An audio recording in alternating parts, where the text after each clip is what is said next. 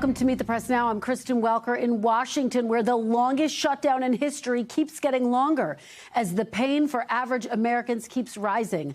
This afternoon, Senate Minority Leader Chuck Schumer went to the Senate floor to propose what he called a compromise, which is essentially adding a one-year extension of the Obamacare subsidies to a clean stopgap bill that would reopen the government. But an end to the shutdown does not appear imminent. Here's Senate Majority Leader John Thune earlier today. We got to get the Democrats kind of back engaged. And all I know is that the pep rally they had at lunch yesterday evidently changed some minds. I thought we were on a track. We had given them everything they wanted or had asked for. And at some point I was going to say they have to take yes for an answer. And they were trending in that direction. And then yesterday everything kind of the wheels came off, so to speak. We'll see what happens over the course of the next couple of days, but I would expect that we're going to be here through the weekend.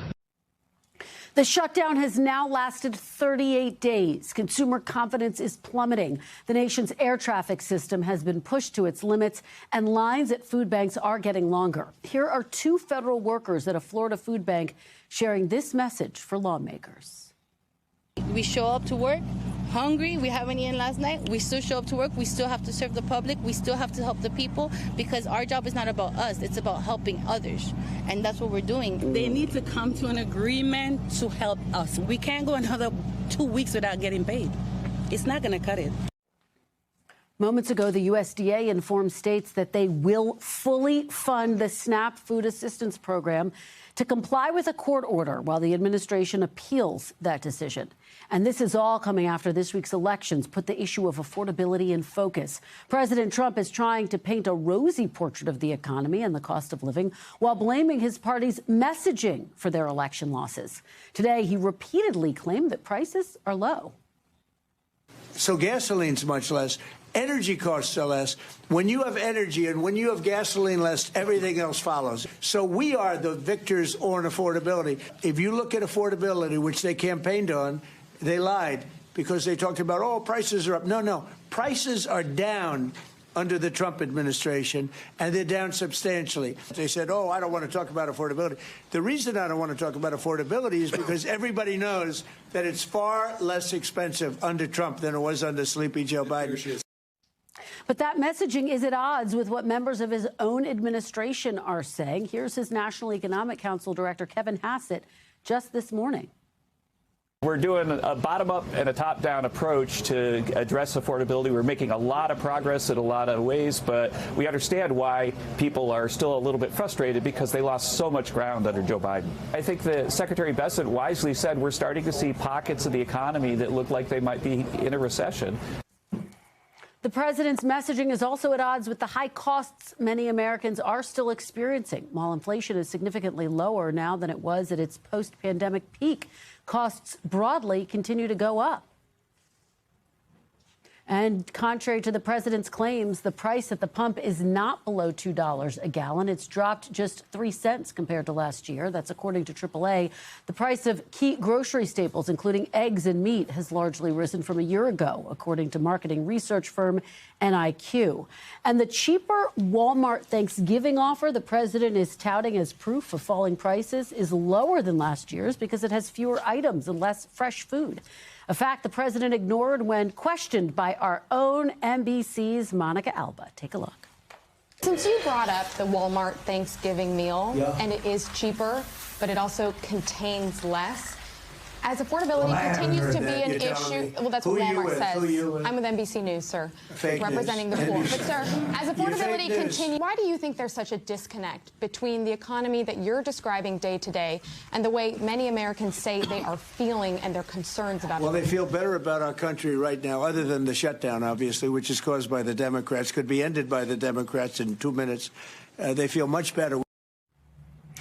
Joining me now from the White House is that intrepid reporter Monica Alba, and legal affairs reporter Gary Grumbach is with me on set Capitol Hill senior national political reporter Sahil Kapoor also joining us from the Capitol, where lawmakers are busy at work. Monica, let me start with you. Great job there questioning President Trump. And you really got to the heart of the matter, which is this issue of affordability. Voters clearly sent a message about it on Tuesday that this is still their top issue. Monica, what are your sources inside the administration telling you about the strategy moving forward? Is anyone telling the president we might have to shift our strategy on this issue? It seems like that is now where the conversation is headed, Kristen. I did just speak with a senior White House official who conceded that overall the administration feels that maybe they could be doing a better job when it comes to some of the messaging of what they feel they have been successful on. And they believe that they have really tried to make this idea of affordability and improving cost of living and talking about that day to day a priority. Certainly you have the president pretty often talking about certain economic indicators or signs that he says he feels people should feel good about. But again, this issue of a disconnect between where the White House sees that and where many Americans who participated in Tuesday's elections, some of whom voted for the president a year ago, where they feel on this issue, there's still just a bit of a divide. So I'm told again by the White House that the president sometimes does feel like he doesn't get the credit he deserves on the economy, that he would like to see more of that, and that sometimes he does get a little bit frustrated. So perhaps, again, from a messaging perspective, this is something that we'll see the White House talk more about. You did see the president after Tuesday's elections devote a speech in large part to that issue of affordability, but he also has bristled at the idea that he's not talking about it enough.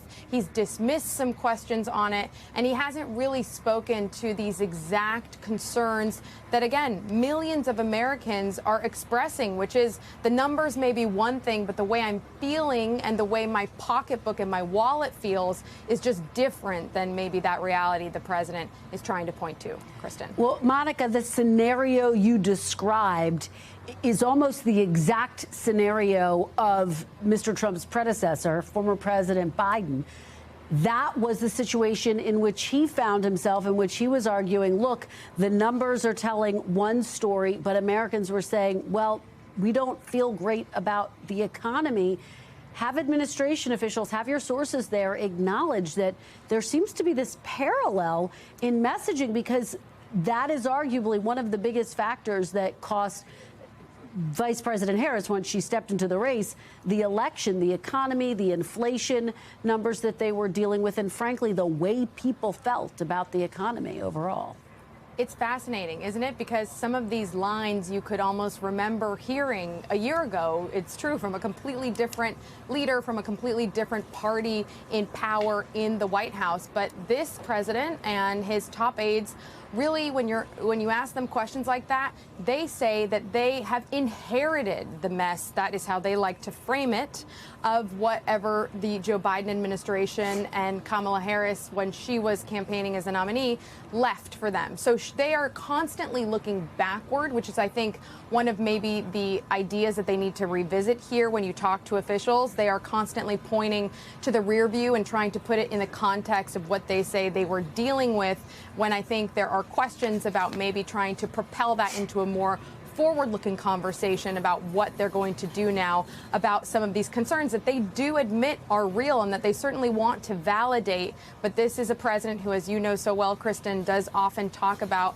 his predecessors and tries to criticize them and kind of in the same breath bring that up as a reason not to take the blame for the current situation, even though he is the president and he is nearing the first full year during this second term in office.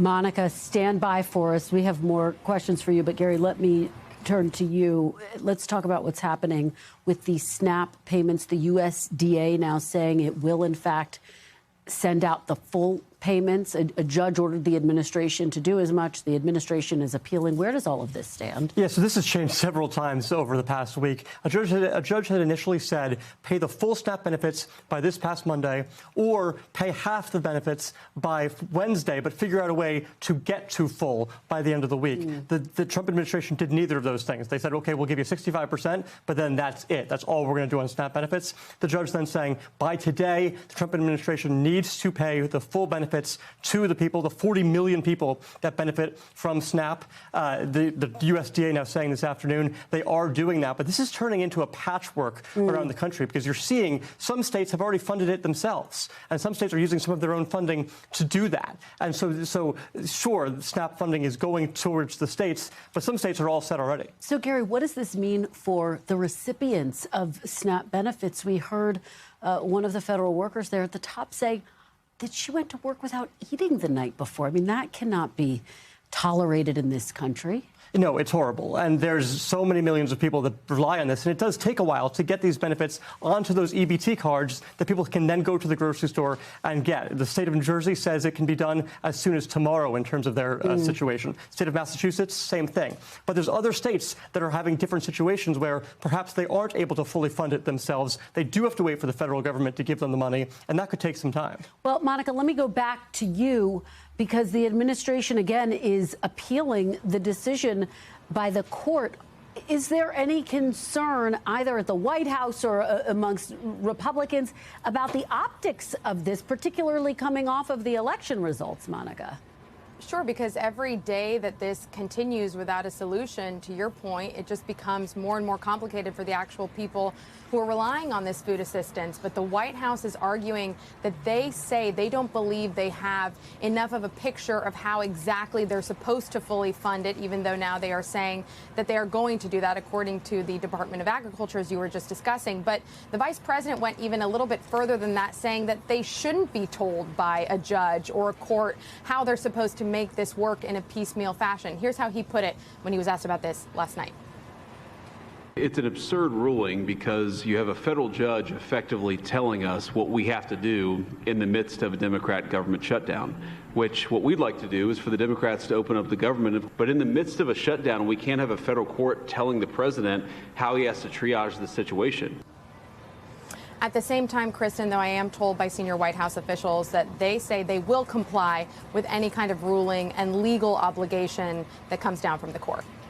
All right, Monica Alba, Gary Grumbach, thank you both for your fantastic reporting. We really appreciate it. Sahil, let me turn to you on Capitol Hill. I know you're gearing up for what could be a marathon weekend. Leader Thune saying he is prepared to work through the weekend if necessary. What is your level of expectation that they could, in fact, reach a deal? Is it looking likely at this hour, Sahil? No, it's not looking likely at this hour, Kristen. The vibes here about possibly ending the shutdown and reopening the government have been up and down all week, and they are bad again. We just heard a new offer from Senate Minority Leader Chuck Schumer on the floor of the chamber that includes a few things: a minibus of bipartisan appropriations bills that have been agreed to by the parties, a stopgap short-term funding bill for the rest of government to reopen the government and end the shutdown. But here's the real contentious part: a one-year extension of expiring Affordable Care Act funds. This is something that Republicans are simply not willing to entertain in the context of this government shutdown. They say they won't even discuss it until after the government reopens. Schumer's idea was that just do a one-year extension, negotiate a long-term solution later by creating a bipartisan committee to do that. But Republicans are saying absolutely not to this idea. Take a look at what Senate Majority Leader John Thune, the South Dakota Republican, said about this idea. He said, everyone who follows this knows it's a non-starter. He said there is no way the Obamacare extension will be in this. He said that is the negotiation that Republicans are willing to engage in afterward. He says the proposal is unserious and unrealistic. Here's a little bit of what other Republican senators have been saying about this idea. Political terrorism, terrible and horrible. One Republican called it stupid. Another just called it nonsense. So it's suffice it to say, this idea is not going to become law in its current form. Well, Sahil, let me ask you, because where did the idea come from? What's the strategy behind this proposal from Leader Schumer? Is he, to some extent, bowing to moderate Democrats who are effectively saying, OK, time to end this. We need to find an off-ramp. How do you read this proposal? In part, yes, Kristen. This idea was thought up by Senator Gary Peters, the Michigan Democrat, I'm told by two sources with knowledge of the situation. Peters is notable because he's been part of a group of Democrats who have been negotiating with Republicans on a rank-and-file level to find a way out of the shutdown. He's seen by some Republicans as, a senator who could potentially break with Chuck Schumer and Democratic leadership and join Republicans to reopen the government. This shows that Peters and Schumer are fully aligned in their preference for the way forward. But it just underscores, Kristen, how difficult it's going to be to find any kind of solution whatsoever to extend these health care funds, even though premium hike notices are going out all over the country. Millions of Americans, about 22 million, are going to be subject to significant premium hikes. One thing that Democrats were hoping is that the electoral thumping that Republicans just suffered earlier this week would have been enough to move them on health care funds. That has not happened. All right, Sahil, thank you so much. You and I will be talking throughout the weekend, that is for sure. Really appreciate your reporting. We want to turn now to the turmoil at U.S. airports with hundreds of flights now canceled as the FAA begins to cut air traffic due to staffing concerns caused by the government shutdown. Transportation Secretary Sean Duffy earlier today said the cuts are only going to get worse and placed the blame on Democrats. Take a listen. It's going to be 4% today in regard to those 40 airports. And again, we're going to step ladder that up to get to 10% next week. I hope those who vote to keep the government shut down will come to an airport and they should introduce themselves to the travelers and ask them if it's worth it. Is their delay worth it? Is their cancellation worth it? And I think the resounding answer to that will be no. Joining me now from Houston International Airport is NBC's Priscilla Thompson. Priscilla, thanks so much for being here. So you are at the Houston airport, one of the airports impacted by these cuts. What are you hearing from travelers? What are they telling you? Well, Kristen, it is a lot of stress and anxiety for people who just weren't sure what they were going to be showing up to today. Now, I will say the good news here is that the TSA lines are moving, and a lot of the folks we've spoken to today say that their flights have been running on time. But we know that that is not the case across the country. At Washington Reagan Airport, not far from where you are, we're talking about a 4-hour ground delay there. There's about a 45-minute ground delay here. A lot of that related to these staffing shortages that we're seeing. And so it is people just showing up, hoping for the best. I want to play some of what I've been hearing from travelers. Have you experienced any delays, cancellations, anything? No, I was nervous about it yesterday once I heard about the cancellations for today. So it was stressful, constant monitoring. So, but lucky enough, the flight is still here. It was very hectic. Very hectic. What do you mean? There was not a lot of people working security, so the lines were very long. Shout out to TSA because it got me through faster. But my friend was flying with me too, and he didn't have TSA, and he almost missed his flight. And obviously, right now, this reduction is set at 4%, but that number is going to tick up throughout the coming week until it ultimately reaches 10% on next Friday. And we also heard Secretary of Transportation Duffy saying that that number could reach as high as a 20% reduction. And obviously, that comes with the Thanksgiving holiday right around the corner. All right, Priscilla Thompson, I know you're going to continue to track it throughout the weekend. Thank you so much for being here. We really appreciate it. Coming up, politics, power, and peril. A top House Democrat from Maryland weighs in on the historic government shutdown and its sweeping ramifications as a debate over redistricting heats up in his state. Plus, brand new exclusive NBC News reporting on the Trump administration's plans to potentially purchase mega warehouses designed for Amazon to detain migrants. That story's ahead. Stay with us. You're watching Meet the Press Now.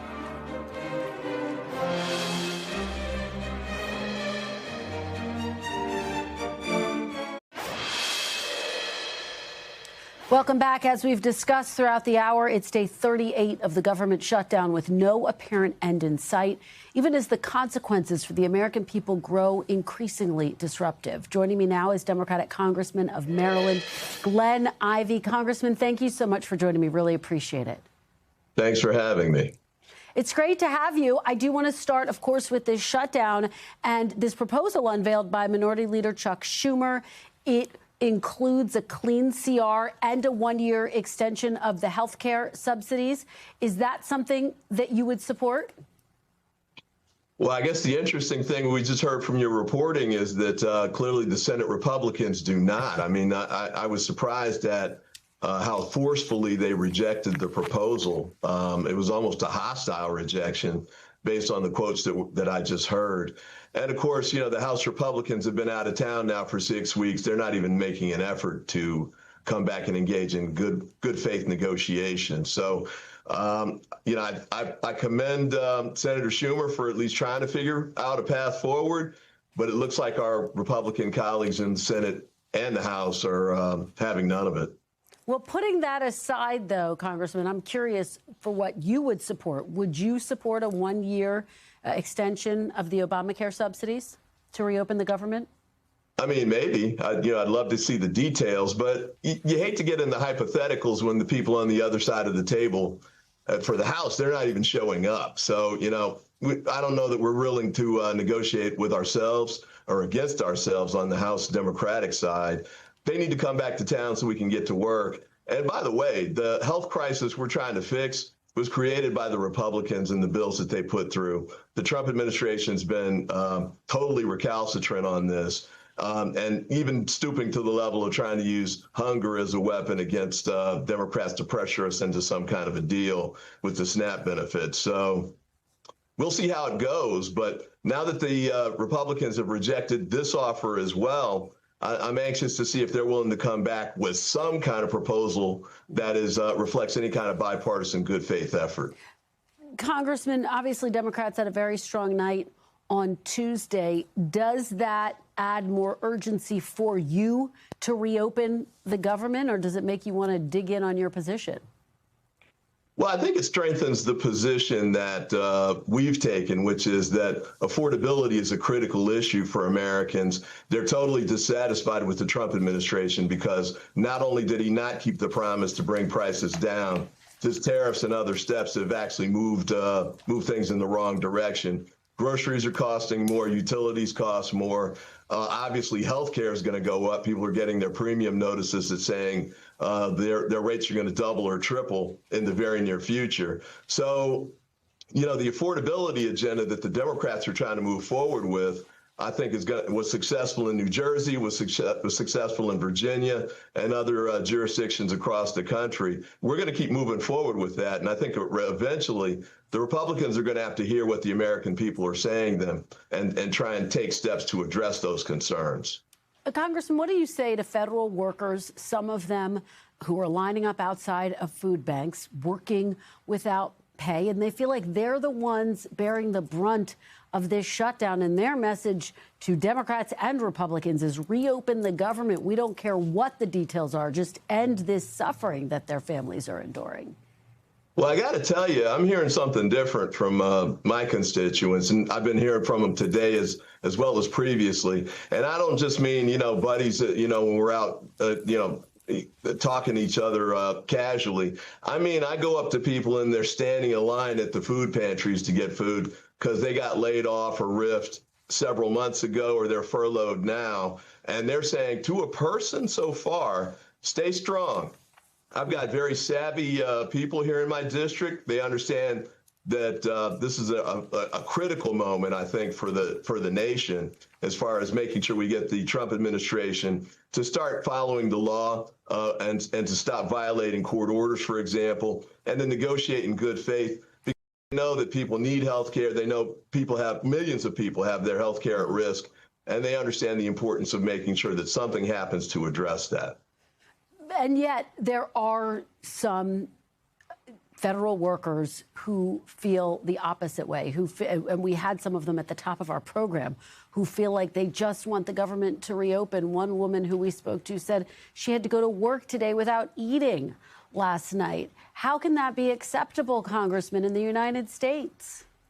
Of course it's not. You know, we should be able to reopen the government, and I don't think that what the Democrats are requesting here is really too much to ask. In fact, I think it's totally reasonable. Trying to force the American people into choosing between reopening the government and having basic health care makes absolutely no sense. Same thing with eating. You know, what the Trump administration tried to weaponize hunger in order to pressure us, Democrats, to try and accept the deal they're trying to force down the American people's throats. But that's not it's a false choice.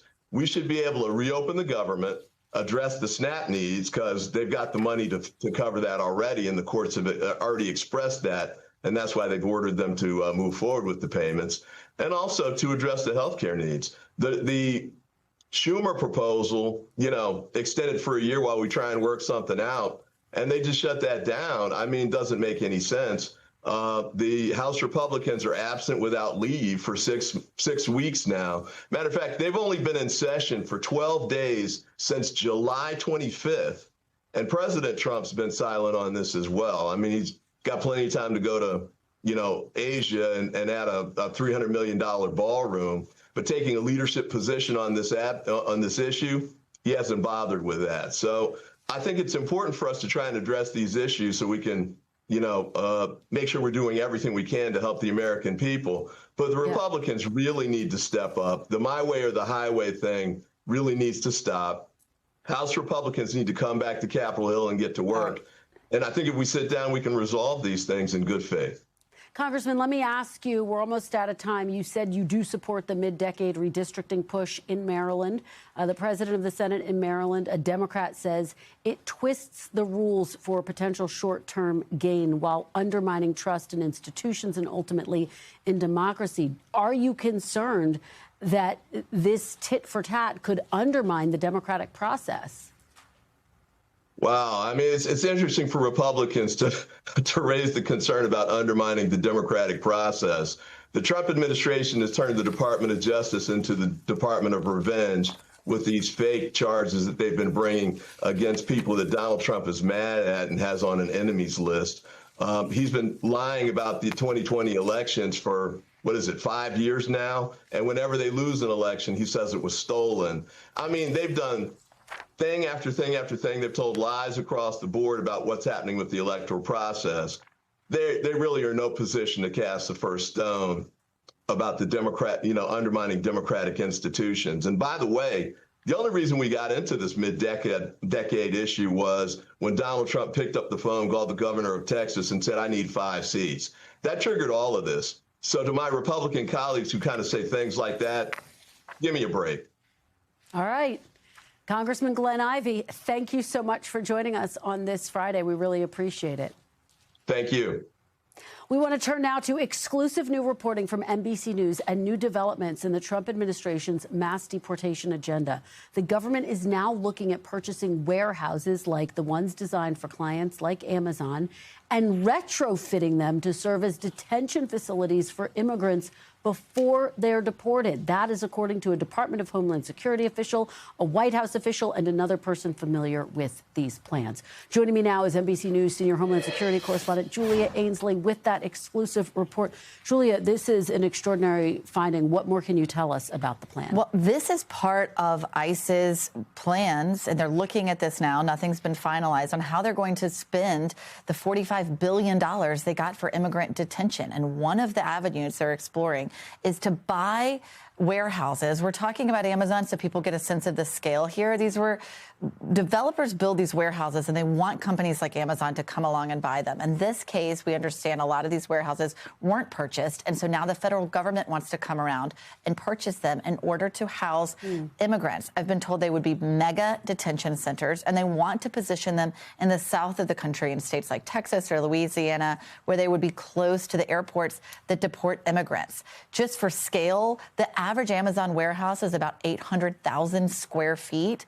Right now, a typical ICE detention center like the one we see in Washington State is about a quarter of that size, and that's a big one. And so we're talking about being able to hold tens of thousands potentially in one area. And of course, there are some concerns about bringing them up to code, how they're going to retrofit them.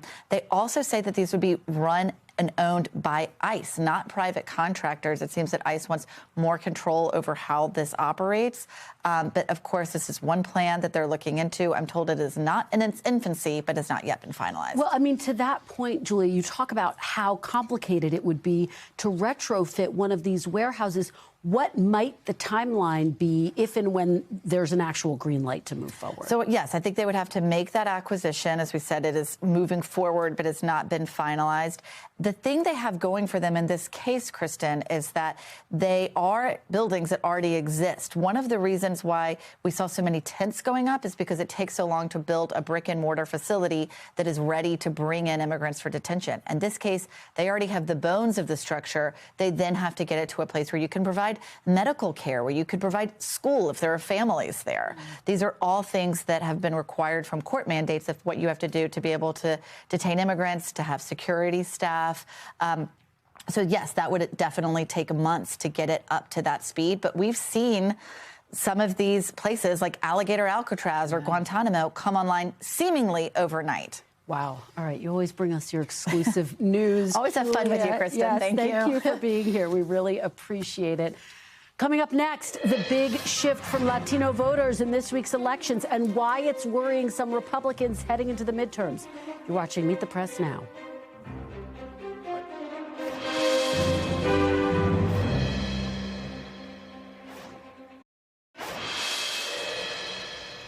Welcome back. Republicans' gains with Latino voters were critical to President Trump's victory last year. And one of the big questions heading into this week's elections was whether the Republican candidates would be able to hang on to that key constituency. And the answer was a pretty resounding no. Democrats' double-digit wins in the governor's races in both New Jersey and Virginia were boosted by high levels of support among Latino voters.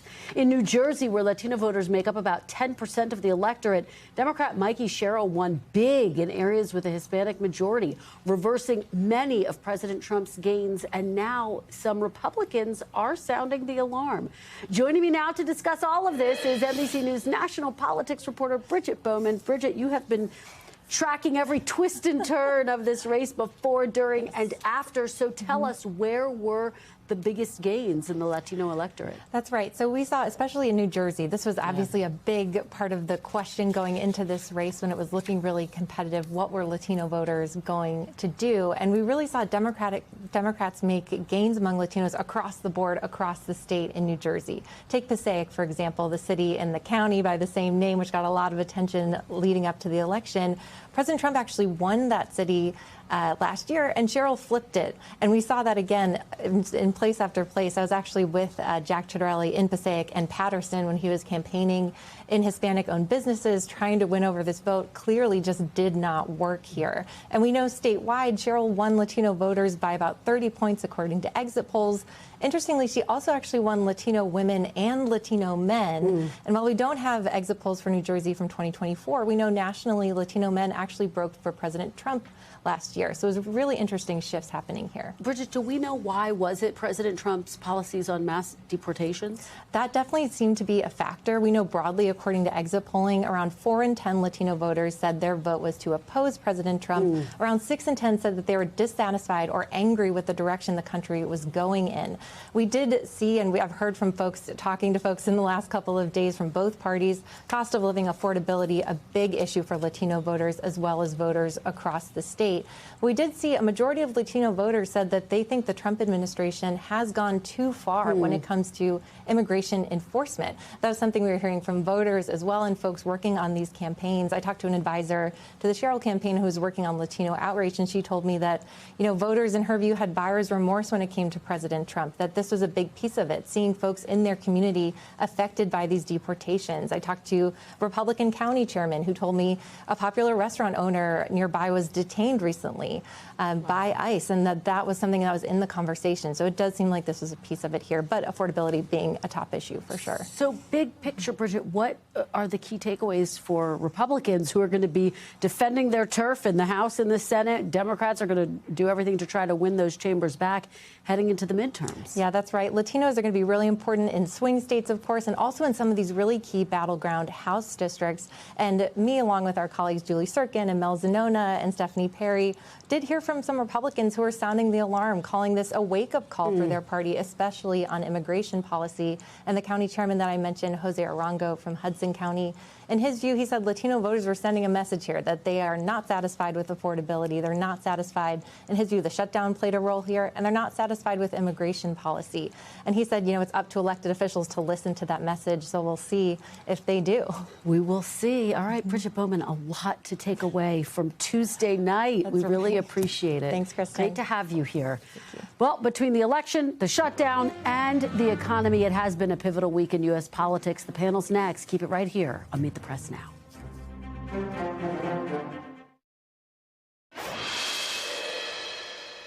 Welcome back. After Tuesday's election night results, both Republicans and Democrats are looking to reset and retool their messaging with affordability top of mind for voters. And as the longest government shutdown in U.S. history drags on. Joining me now is the panel, Idris Calhoun, staff writer at The Atlantic, Megan Hayes, former special assistant to President Biden, and Malik Abdul, Republican strategist. Thanks to all of you for being here on a busy Friday. We're heading into a busy weekend. Idris, let me start with you. Let's talk about this messaging on the economy. President Trump was elected in large part because he promised to bring prices down, because he said he would be the best person for the economy. Take a look at this poll, which shows how voters feel about his handling of the economy. 34% believe he lived up to his promises on the economy. 63% say he fell short, and it doesn't get much better from there in helping the middle class and inflation. From the perspective of the president and Republicans, do they need a strategy shift here? I think you see that the president himself acknowledges that from his comments today. He expressed frustration about the fact that Democrats had found a winning message on affordability. And you saw also one of his deputy chief of staff say the same thing as well. So I think you're right. People are frustrated. The president was elected based on fighting inflation.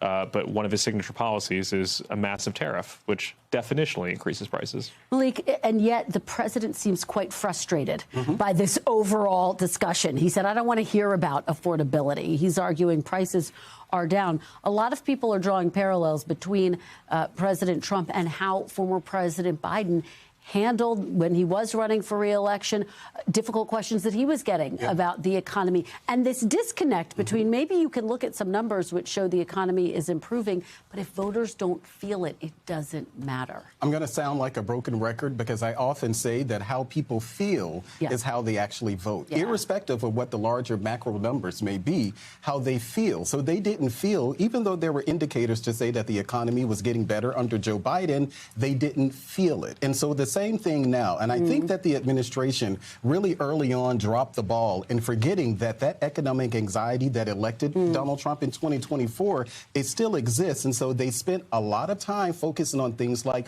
DOGE cuts, things around immigration and crime. And as you see, at least from the polling from Tuesday, those were not the top drivers for voters. They did not focus on the economy. And until they do that, they're going to continue to see this type of pushback. Well, it's a fascinating analysis. Megan, I'm so curious for your take. You weren't in the Biden administration when he was running for re-election and before he dropped out, but you certainly were there for a good period of time. You were there talking about the economy, a part of the economic strategy. What do you make of what we're seeing right now as it relates to what President Trump is saying and as it relates to these results on Tuesday night? For someone who is so obsessed with Joe Biden, he is making the mistake Joe Biden made in year 4, yet he is making it in the first 8 and 9 months of his administration. It is flabbergasting to me that he can't figure out the American people are not going to stand for "we don't believe your lying eyes" approach. And they do not feel that the economy is working for them. And there is actual proof that it's not. Groceries are more expensive. Healthcare is more expensive. The cost of housing. And so he is grossly misunderstanding the feeling of the electorate if he does not start addressing the economy. Let's actually remind people of some of what we heard from former President Biden when he was his own handling of the economy. Manufacturing is rebounding at the fastest rate in almost 40 years. The economy is growing at a solid clip. Wages keep going up. Inflation keeps coming down. Inflation has dropped from 9% to 3%, the lowest in the world and tending lower. Inflation is coming down in the United States. The fact is, it's come down faster and lower than almost any other world's advanced economies. Idris, based on your conversations with sources within the Trump administration, is there an understanding of this parallel, or is there a desire to just distance? I think they would dispute the parallel, but they would say that, you know, like Biden, though, that their plan is to bring back manufacturing through this immigration crackdown, through these tariffs. The problem with that strategy is that even if it does work, it'll take years before that stuff all comes online. And so they are hoping that kind of the long-term payoff is worth it. But in the short term, you will see this reaction. But there's also a risk that people, I think, overinterpret. You know, technically, it's very common that the incumbent president loses in the first year. I think part of that is also happening as well. But, you know, clearly Democrats are feeling a bit more energized than they have been. And they feel like they've shown a bit of life in the last week, which they've been lacking. Well, OK, so let me follow up with you on that point, because the message was one of affordability, it seems, and President Trump himself saying that the shutdown essentially was one of the reasons why Republicans suffered these losses. They're going to be here through the weekend negotiating, Malik, trying to get an off-ramp to what is now the longest shutdown in U.S. history. The images we're seeing across the country are really devastating. The lines getting longer outside of food banks. Do you think Republicans are going to offer concessions at this point? Well, it's a very difficult thing because or at least the latest what we're hearing from Schumer is that he isn't offering anything that they already haven't been talking about. So he wants an extension, a one-year extension of the ACA credits, but whether or not Republicans are willing to move the ball. But for me, the fact is, as I was coming over here, the driver told me that he has friends who drive for Uber who are getting hit right about now. Why? Because no federal government workers or contractors are going into the office. People are now beginning to feel this. So irrespective of how Republicans feel about it, the reality is that people are hurting, and that's what's going to matter. Megan, to that point, there is so much pressure on Democrats and Republicans to reopen the government. And yet, in the wake of Tuesday night's results, it seems like Democrats are increasingly dug in. Leader Schumer did put what he called a compromise on the floor. He talked about the fact that it would extend ACA subsidies for a year. It would reopen the government effectively, fund the government for a year. Leader Thune says this is dead on arrival. What do you make of what we saw from Leader Schumer today? Is he blinking a little bit because he's getting pressure from moderates? No, I think he's doing negotiating. He's putting something forward. He's also in a smart place. Republicans have to pay attention to him. Democrats swept places that they never thought they would sweep in Georgia and Mississippi on Tuesday night. So Republicans are sitting back thinking to themselves, what are we doing wrong? Well, people are seeing it now, and people overwhelmingly are blaming Republicans. But the big losers here are the American people. People are losing SNAP benefits. Their health care costs are going to increase. People are now not going to be able to fly effectively, and they're not going to get their Amazon shipments in 2 days because those cargo planes aren't going to fly. So this is going to affect everyone, and they are the big losers here. The government needs to get back to work. Well, they're going to be here over the weekend. Idris, do you think that they will find can you look into your crystal ball for us? Will they be able to find a resolution, a compromise over the weekend, do you think? Well, there are prediction markets that actually there are people who bet on whether or not this is going to happen. And they all think that it's going to last for at least another week, which I think makes sense. I think you saw, you know, what Thune said, and other Republicans are saying that Schumer's proposal is dead on arrival. So I don't think it's going to resolve this week. But I think the forcing mechanism might be if really 20% of air flights are canceled. And people's Amazon packages, God forbid, are delayed. I mean, that might be larger demographic than just food stamps and ACA. Yeah, absolutely. Really quickly before we go, Elise Stefanik announcing she's going to make a bid for governor.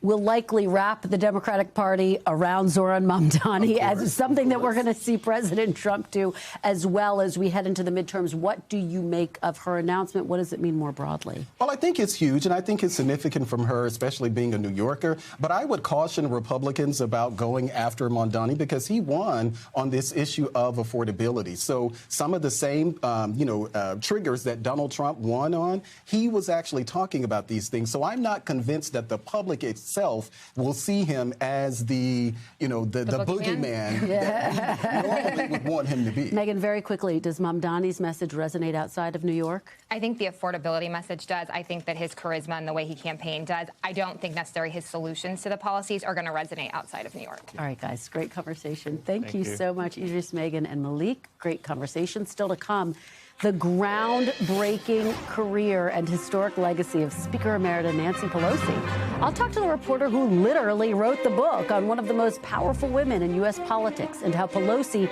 changed the face of Congress. Stay with us on Meet the Press Now.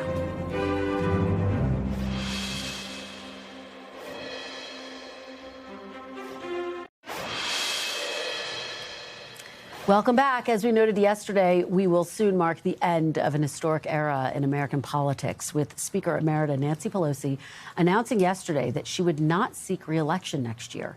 Her retirement ending a nearly 40-year career on Capitol Hill that saw the California Democrat become the first woman ever to lead a party in Congress, as well as become the first and only woman to be Speaker of the House. Republican President George W. Bush acknowledged her accomplishments during his 2007 State of the Union address.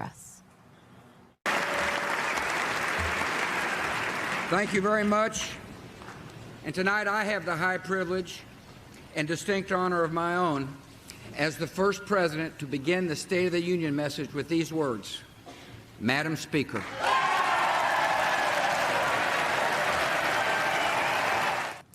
Extraordinary moment of bipartisanship there. Pelosi was a key architect of the Affordable Care Act, which she helped pass in the House. She also pressed for impeachment proceedings against President Trump twice. Here's some of the president's response to Pelosi's retirement announcement. I think she's an evil woman. I'm glad she's retiring. I think she did the country a great service by retiring. I think she was a tremendous liability for the country. I thought she was an evil woman who did a poor job, who cost the country a lot in damages and in reputation. I thought she was terrible. Joining me now is USA Today's Washington Bureau Chief Susan Page, who literally wrote the book on Nancy Pelosi, Madam Speaker, Nancy Pelosi and the Lessons of Power. Susan, thank you for being here. It's great to be here. For this look back, well, extraordinary to look back at her career. What is her legacy?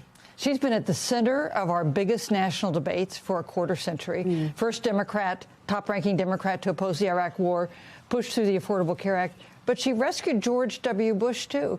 At the end of his term with the financial meltdown, she pushed through that bank bailout bill that was so controversial, big political costs for Democrats. But economists say it may have averted another Great Depression. Well, we heard that sound from former President George W. Bush's State of the Union address. Then you heard President Trump respond to her retirement news. Susan, how have politics changed since she first took the gavel? Yeah, and she helped change politics. Yes. Politics has changed in some ways in the fact that it's got women in positions of power, more people of color in the Congress and in positions of authority. That's a change. But it's also gotten less bipartisan. It's gotten fiercer.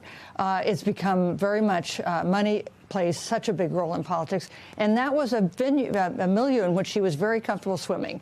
Huge fundraiser. That was one of her sources of power, although not her only one. Well, and to your point, and to flesh that out, there are now more women who serve in Congress. And I think we have a graphic showing that when Speaker Pelosi first entered the House of Representatives, there were very few women. When she took the Speaker's gavel, 72 women. Today, 25. How much of that growth can be attributed to her? Some of it. And just look at the elections on Tuesday night. The Abigail Spanberger elected governor in Virginia.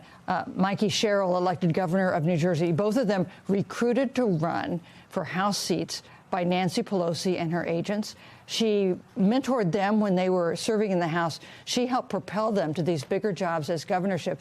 That is a legacy that is going to unfold for years and years, even after she's moved from Washington. And Susan, you wrote that Speaker Emerita Pelosi actually considered retiring after the 2016 election, had Hillary Clinton won that year, but she didn't win.